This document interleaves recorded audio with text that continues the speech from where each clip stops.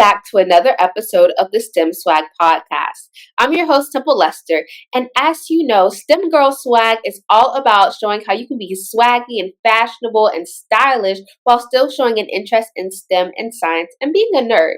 And today's guest is all about that.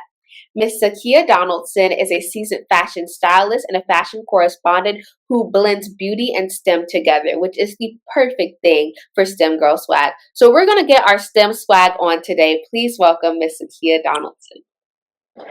Hi, Temple. How are you? I'm good. How are you? I'm amazing. Great. I am so happy to have you on here and talk about something that we don't really get to talk about a lot, the science of beauty, which is Yes. something that found and started a advocacy for that. A lot of the people that I interview are professionals who are engineers or who are doctors or who are doing these what we think of as STEM. So today we're learning about applying STEM to beauty. Correct. So how did you get interested in doing this science of beauty thing, mixing STEM and beauty together? Really, my STEM journey is just like so all over the box. So, like you stated in the introduction, I was a wardrobe stylist for about 20 years in the city of Atlanta. And so, yay! And so, when I graduated from Clark Atlanta, I moved to New York. I went to the Fashion Institute of Technology. I moved back to Atlanta and I started working in fashion. And about 3 years ago, I relocated back to my hometown of Tampa, Florida. And at that time, my aunt had started a nonprofit called STEM Exposure. And she was working in with architectural design and construction, like you said, engineering, because that was her field. And so she had approached me like, hey, Sakeya, you work in beauty, you work in fashion. I think you should put together a program, a STEM beauty program. And I'm just like, what? I did not see the correlation. And she chased me for about a year to do it. And she was like, no, you really just need to do it. And so I was like, okay, I'm going to look into it. So I started doing my research and I was like, oh my God, like beauty is all about STEM. Right. And just from having my background as a wardrobe stylist, I always worked on the front side of the camera, right? I worked with makeup artists, I worked with hairstylists, but I never thought about the people that are actually making the products that they're using. And it was like a light bulb went off, and here we are 3 years later, the science of beauty. Yes, I love that you kind of realize that there's so much more behind the scenes stuff going on than what we all see in the public eye, and that it involves a lot of STEM. And that's what I talk about, how a lot of the things that we don't think about as STEM do involve STEM and have a big science and technology and math and engineering factors going on with there. So what is it that you do with the science of beauty? How would you give your job description if someone asks? Okay, so the Science of Beauty is a week-long summer STEM program that I do during the summertime. So this is our third year actually running the program. And I'm so excited because this year we'll be hosting one of our summer camps at Spelman College in Atlanta, which I'm so super excited about that. And what I do with the program is I expose young girls to STEM careers that exist in the beauty industry. So we talk about chemistry, we talk about science, we talk about botany. That was a new term in a new area that I had never really heard of. But a botanist is someone who studies plants and studies flowers. So they talk about how resources are extracted from plants and put into different skincare products and beauty products and fragrances and things like that. So I really strive to teach the girls that, hey, you can be cool, you can be smart, you can love cosmetics, you can love beauty, and you can build a sustainable career here. a lot of people in my family were always asking how would I turn out because I was such a STEM loving kid. But now I just love doing makeup. I'm such a maybe girly girl in that way. I do my own makeup for prom. I do my own makeup every day. So it's just something that I have a side passion, side job for. Yeah. So I think it's so important to show that there's so much science behind that and what goes into that, and thinking about how when people have their own makeup brands that they go into factories where that's being made and they have to use specific things to make a certain color foundation, and do all those things. Yeah. And also, just to kind of piggyback off of what you said, like that was my reasoning for entering the STEM space through beauty. Yeah, Because like you said, I sit in meetings, I sit in board meetings, and they're talking about all this engineering and math stuff. And I'm like, yeah, I do makeup. I'm the makeup girl, you know? But I'm just a firm believer that you have to meet people where they are, right? yeah, And I don't know a lot of girls that want to be astronauts. I don't know a lot of girls that want to be engineers, but every single young girl I come across loves beauty products. And yeah, so that was just a soft way to get them to looking into STEM and just seeing and recognizing how it's in so many different facets of their life. yeah, definitely. I think that's where we talk about the importance of inclusion in STEM as well, and showing that there's so much more out there than what we learn. If you're a girl where there's a lack of girl compared to men, or if you're a minority where there's a lack of people who look like you, just a lack of diversity in STEM. That's why we raise importance and advocacy to show that there is so much more than just an engineer or just a doctor, and that Yes. makeup is a big part of STEM.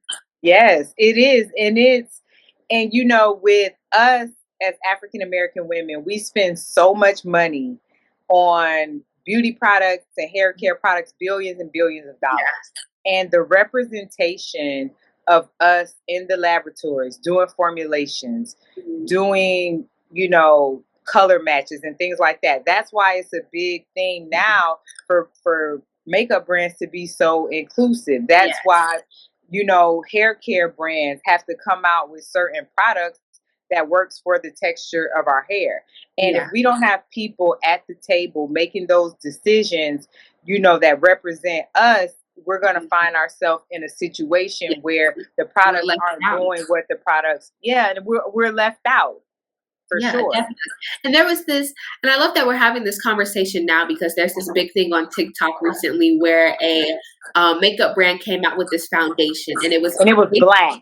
pure black. Yeah, it was a It was pure black. black, For the and people, I think it was, I can't remember what the name of it, but it was black.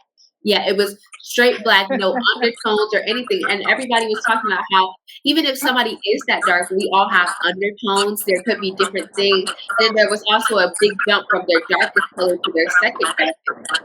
And so that was a big thing. I think that's important because we're talking about where is that in the lab, and you just threw some colors together that make it black and tested it on a person who it didn't even work on, and even had those people to test it on, was it a big part of experimentation, which is a big part of STEM. Yeah, yeah, and that goes into like product development, like after chemists and scientists formulate a product, then there's another step in the process. We have to make sure that the product actually does Yeah, what it's claiming to do. And yeah, like you said, that's just the lack of representation because there's not one person that they tested that formulation on and said, we got it. exactly. It just doesn't happen. And like you said, there are undertones, there's color correction, there are so many things, there's hyperpigmentation, there's so many things that go on with our skin that needs to be addressed and it isn't. And that's why I'm just so passionate about teaching these young girls that, hey, like you said, you can be cool, you can be smart, you can be a girl nerd, you can be all those things, and you can find a career where you can make money, and you can do something that you love. And we have it here with science of beauty. Yes, you do. And so, what is your overall goal or impact that you wish the Science of Beauty has on young girls that are growing up? I always say I'm giving STEM a makeover, right? Yes. Because You like that, don't you? I like that. Yeah, so I'm giving STEM a makeover figuratively and literally because it's really time for us to take up space. You know, we are an important part of this demographic. Our spending Absolutely. dollars represent a large percentage of these corporations' profits. So it's like we need the representation, we need the employment, we need the education. And so I'm just setting the girls along a path to be unapologetic about taking up space, right? Yes. And not being afraid to step into an environment that you might not be welcomed in, right?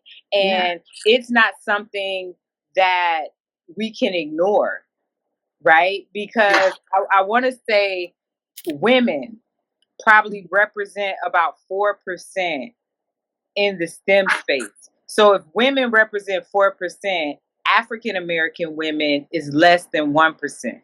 But we Yeah. spend a bulk of the money with these companies. With those And so it's to a point where it's like if you want to see change, you have to you be have to change, make it. You right? gotta make You it have to make yourself. it. Yeah. And I can't sit here and say, "Hey, you need to do this, you need to do that.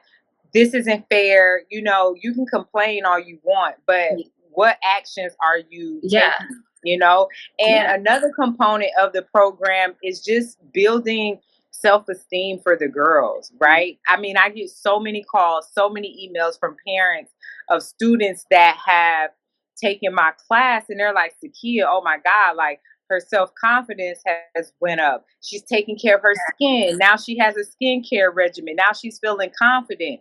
And we know that confidence is a big component in people that go into STEM Yes. spaces because it's a very difficult area to focus in. So you have to have confidence. Yeah. So And we're just building young women to appreciate who they are and yes. and do things that make the world around them better. Absolutely. And I think that confidence is key. And when we talk about that, we're maybe the only person that looks like us in a room.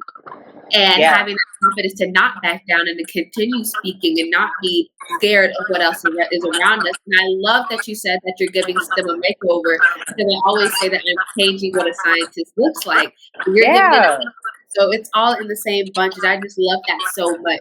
Where do you find that your passion for making this change comes from? It just comes from um my upbringing. I would definitely say that. I was raised by a lot of beautiful, strong women. Yeah. And I am fourth generation beauty industry. My great grandmother, my grandmother, my aunt, they were all in the beauty industry, more on the service side as like cosmetologists and barbers. And I'm more on the innovative side, but still, Mhm. you know, so I remember, you know, being 10, 11 years old, driving from Tampa to Atlanta to go to the Bronner Brothers hair shows and seeing all these fabulous hair designs. And it was so just amazing. And it really influenced me to get into fashion. And so I understand that now a lot of young girls don't have that village Yeah. around them, right? I had a very strong, positive village around me. And a lot of young ladies don't have that. So, Mhm. like I said, if I could just provide a space for them to grow their confidence, for them to see options, that's my biggest thing, options. I always say you can only make informed decisions if you have options. Absolutely. So, yeah, so I'm very big on that. So I would say that's where my passion comes from. Yes, and I love that. And it's so interesting to see how people are raised differently than you. And I think it takes those people around you when you're younger to believe in you and Yeah, put pour into you really to make you a change maker. And that's yeah, what you are and having that passion inside. And I love that you're 4 generations into this. We're doing something a little different, but still yeah, kind of in your blood. yeah, And yeah. I didn't really realize it until last time I was in Atlanta, I had visited Bronner Brothers, their headquarters, and I was walking around the laboratory, and I saw like how it started in 1947, and it was almost 100-year family business. And then it had me thinking about my family, and I'm like, wait a minute, I'm fourth generation. It just doesn't look like the previous, the previous generations. Like, I'm going to be the one that's going to, like I said, add innovations and just take it to another level. But my foundation was definitely laid by the people that came before me. Well, shout out to them. Shout out to them. Shout out to them. I want to talk a little bit more about the camp. So I actually connected with Spelman last summer. And at that time, they had a beauty chemistry certificate online. And just talking to the professor that was over that program, she told me that they were going through accreditation to get a 4-year degree. And so Spelman is actually only the third educational institution in the country that offers a beauty chemistry program at the undergraduate level. The other two are SCAD in Savannah, the Savannah College of Arts and Design, not the Atlanta location, the Savannah location, and then the University of Toledo, which is so random. It's like, huh? And then Spelman became the first HBCU. So when they saw like what I was doing with my program, and through a few meetings and conversations with them, it was so much synergy, within the program. And I'm an alumni of an HBCU. I'm an alumni of the AUC. I graduated from Clark Atlanta University, class of 2003. And so, it was just it was confirmation, right? Because like I said, this is only our third year of programming. And for an institution like Spelman to see the value and see the trajectory of the program and want to lend their name and their credibility to what it is that we're doing, like, we couldn't have asked for a better strategic partner. At all. And then a full circle moment there with the AU Center, and just having those opportunities. And I think a big thing that we talk about is not just you being incredible, but also knowing the places to be, to get there, networking, to move your way up and create change.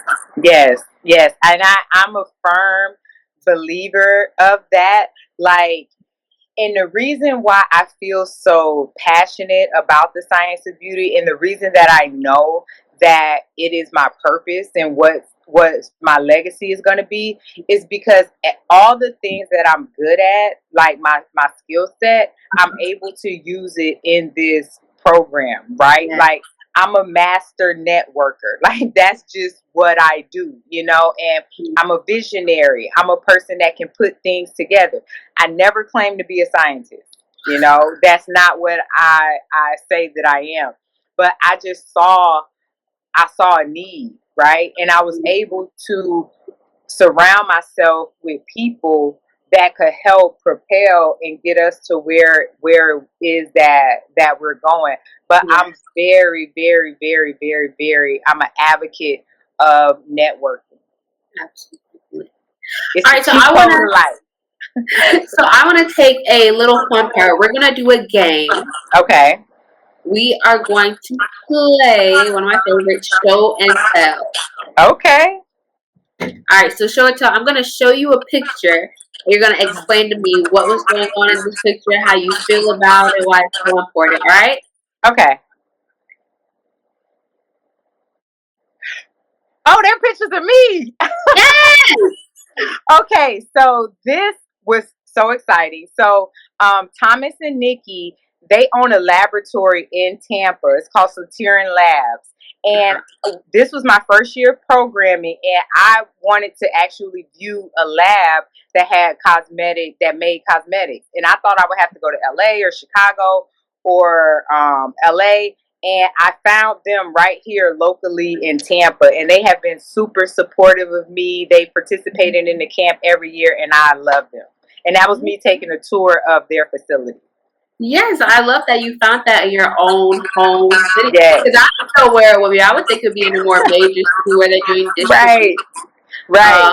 That's really, that's good. I'm glad that they're still working together with them. Yes, I love them. Yeah. All right. Second picture. Okay.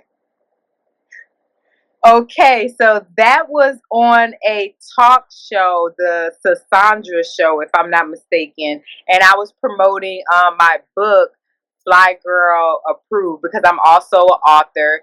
I wrote that book in 2018, and it's a how-to guide of everything that fly girls should own. So it really taps into my background as a wardrobe stylist. So it's an A to Z guide of everything a fly girl should own. Actually, okay, what's your number one pick of what a fly girl should own? Okay, the number one pick. So let me just show you. So like this is the book, right? So I took letters of the alphabet and I wrote about different topics. So this is S. So S is for suits. I think that every woman should have a really nice tailored suit. We have F. We have fragrances. Ooh, okay. Here, every woman should have like a signature fragrance. So if I had to do my number one, I would say aviator shades. I think I'm a sunglass girl, and I think aviator shades are the most universal frame for. They fit every face. All right, so everybody listening out there, get you some aviator shades. I'll be getting mine for the sun for the summer. So we got all right. Last picture. Okay. Oh man, okay, so that was me going back. That's my aunt next to me that actually started STEM Exposure, and we went back to her high school, and I was a guest speaker for some young ladies that were participating in some sort of program, and I gifted all of them with a copy of my book. So that was amazing because actually my aunt attended that high school. Yeah, definitely. Again, we talk about the full circle moment, but that's just amazing to be able to do that and give back to your community and everything. So those are my pictures, and I learned a few things about you from there. Girl, you were showing and I was telling. Most definitely. So I don't know. I think I may have to get a copy of that book. Everything I need to own. Yes, I'll bring you some when I'm in Atlanta next time. Yes. But as we're gonna close out, and I just have one last question that I want to ask you. What is something that you would leave with everyone watching? A word of advice to girls watching or to anyone watching? My thing is just like bet on yourself, right? I always say that. I always tell people that just because, this space is totally so far to the other end of the spectrum of what I have been doing for the last 25 years of my life, but I was confident in my ability and I was confident in myself and I was willing to bet on myself. I was willing to invest in myself and I was willing to believe in myself. And in 3 short years, I've built something that is going to change the world.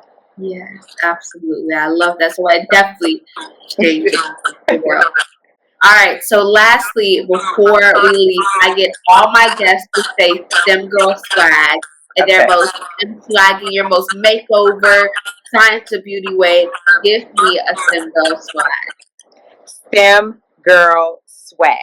Yes. Thank you so much, Sakeya, for coming on. Tell everyone where to find you. I have it right here down below. Stay connected with her. Yes, stay connected with me, Sakeya the Great, on Instagram. See all the amazing things that we're doing with the science of beauty. And thank you so much, Temple. I am so proud of you. Like, you are the GOAT, honey. You are the GOAT. Thank you. Thank you, Miss Sakeya. No problem. All right, guys. Well, that was another episode of the STEM Swag Podcast. And I am so excited to have Miss Sakeya on here. We are changing what a scientist looks like. We are giving STEM a makeover. And girls, you can be your swaggiest, you can be your cutest, you can be your prettiest, your stylish, and still be a STEM and still be nerd. And you saw that from me and Miss Sakeya today. So make sure you subscribe, like, and comment. Tell me your favorite thing from this episode. And I'll see you next week. Follow Just Simple on IG. Can't wait to see you on the next podcast.